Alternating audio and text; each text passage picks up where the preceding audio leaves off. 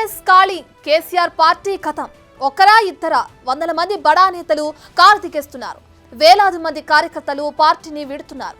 కేసీఆర్ తో మేముండమంటూ గులాబీ కండువా మాకొద్దంటూ తీసి పడేస్తున్నారు. కాంగ్రెసే బెటర్ అంటూ పార్టీ మారేస్తున్నారు. బీజేపీ వైపు చేరికలు ఉన్నాయి.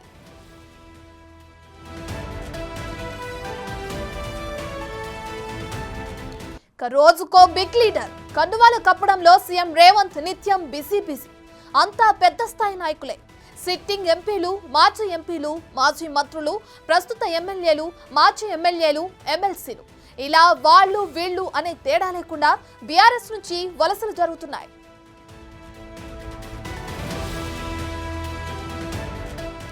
ఎవరిని రారమ్మని పిలవట్లేదు కాంగ్రెస్. వస్తుంటే వద్దని అనట్లేదు. జస్ట్ గేట్లు ఓపెన్ చేశారంతే.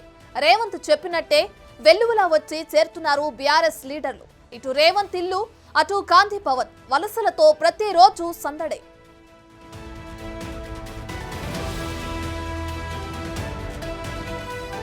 రేవంత్ సర్కార్ కొలువుదీరి జస్ట్ 4 నెలలు దాటిందంతే. ఈ 4 నెలల్లోనే తెలంగాణ భవన్ దాదాపు ఖాళీ అయిపోయింది. సిట్టింగ్ ఎమ్మెల్యేలుగా ఉన్న దానం నాగేందర్, కడియం శ్రీహరి, తెల్లం వెంకట్రావు, ప్రకాష్ గౌడ్ లాంటి హేమీ లీడర్లే కేసీఆర్ ను వదిలేసి జై కాంగ్రెస్ అనడం మామూలు విషయమా? కడియం శ్రీహరి అయితే ఆయన కూతురుకు బీఆర్ఎస్ ఎంపీ టికెట్ ఇచ్చినా మాకొద్దు బాబోయ్ అంటూ గుడ్ బై చెప్పేశారు. చేవెళ్ల ఎంపీ రంజిత్ రెడ్డి సైతం అంతే. ఎంపీ టికెట్ అనౌన్స్ అయ్యాకే కారును కాదని కాంగ్రెస్ లో చేరారు.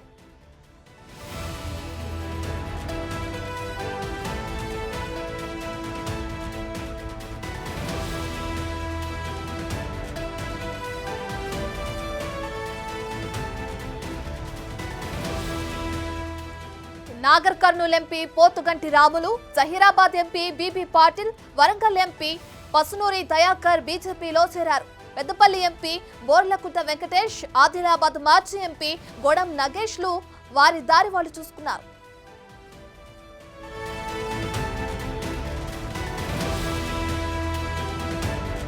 ఇప్పటికే 12 మంది మాజీ ఎమ్మెల్యేలు కేసీఆర్ కు షాక్ ఇచ్చారు. అందులో 6 మాజీ మంత్రులు కూడా ఉన్నారు. ఏకంగా 7 మాజీ ఎమ్మెల్సీలు మకాం మార్చేశారు. 6 జడ్పీ చైర్మన్లు, 20 మందికి పైగా మున్సిపల్ చైర్మన్లు, భారీ సంఖ్యలో సర్పంచ్లు, ఎంపీటీసీలు కేసీఆర్ కు బీఆర్ఎస్ ను వీడి వెళ్లిపోయారు. ఇక కార్యకర్తల సంఖ్యకైతే లెక్కే లేదు. గ్రామాల్లో మేం గులాబీ పార్టీ అని చెప్పుకోవడానికే సంకోచిస్తున్నారు చాలా మంది. కేసీఆర్ చేసిన పనులకు పార్టీ సభ్యులుగా మా ఇజ్జత్ అంతా పోతుందని వాపోతున్నారు. కాళేశ్వరం కోలటం, ఫోన్ ట్యాపింగ్ చేయించడం లాంటి దారుణాలతో పాటు ఆఖరికి గొర్రెలు, బియ్యం దందాలతో పార్టీ పరువంతా పోయింది. అందుకే ఇప్పుడు పార్టీనే లేకుండా పోతుందని అంటున్నారు.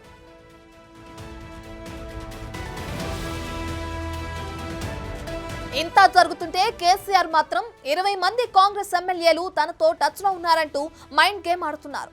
కాంగ్రెస్ కు 2 ఎంపీ సీట్లు కూడా రావని సర్వేలు చెబుతున్నాయని అంటున్నారు. ఇక ఓవైపు పార్టీ పునాదులే కదులుతుంటే ఇలాంటి డైలాగులతో గులాబీ శ్రేణుల్లో ధైర్యం నింపగలరా? ఇంకెన్నాళ్ళు ఇలాంటి మాయమాటలు అని నిలదీస్తున్నారు ప్రజలు.